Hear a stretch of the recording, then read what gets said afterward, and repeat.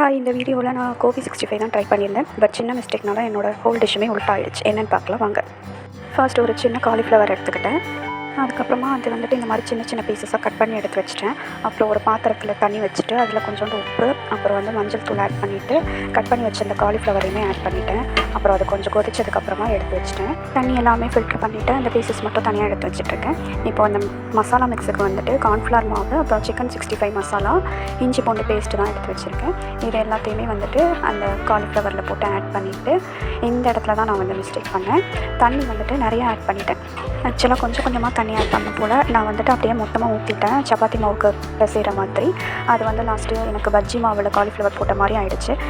சரி, ஓகே, பரவாயில்ல, சமாளிக்கலான்னு சொல்லிவிட்டு கார்ன்ஃப்ளவர் மாவை ஆட் பண்ணேன். பட் கார்ன்ஃப்ளவர் மாவு தான் காலியாச்சு தவிர மிக்சிங் கரெக்டாகவே வரல. சரி, ஓகே, கொஞ்ச நேரம் அப்படியே விட்டுட்டோன்னா மிக்சிங் கரெக்டாகிடும்னு நினச்சேன். பட் அப்படியே வரல. ஸோ பொரிக்கிறதுக்கு ஸ்டார்ட் பண்ணிட்டேன். ஒரு பாத்திரத்தில் எண்ணெயை ஊற்றிட்டு நல்லா கொதிக்கிற வரைக்கும் அப்படியே விட்டுட்டேன். நல்லா சூடானதுக்கப்புறமா மிக்ஸ் பண்ணி வச்சுருந்தேன் அந்த காலிஃப்ளவர் எண்ணெயில் போட்டு பொரிச்சு எடுத்துக்கிட்டேன். பட் பார்க்கும்போது இப்படி தான் இருந்துச்சு. தண்ணி ஜாஸ்தியானதுனால எல்லாமே ஒன்றோட ஒன்றா ஒட்டிக்கிச்சு. டேஸ்ட் வைஸ் ஓகேவாக இருந்துச்சு. பட் பார்க்குறதுக்கு கொஞ்சம் நல்லா இல்லாமல் தான் இருந்தது. இட்ஸ் ஓகே, ஃபர்ஸ்ட் ட்ரை தானே, நெக்ஸ்ட் டைம் வந்துட்டு நல்லா பண்ணிக்கலாம்னு சொல்லி என்ன நானே மோட்டிவேட் பண்ணிக்கிட்டேன். தேங்க்ஸ் ஃபார் வாட்சிங். பாய்.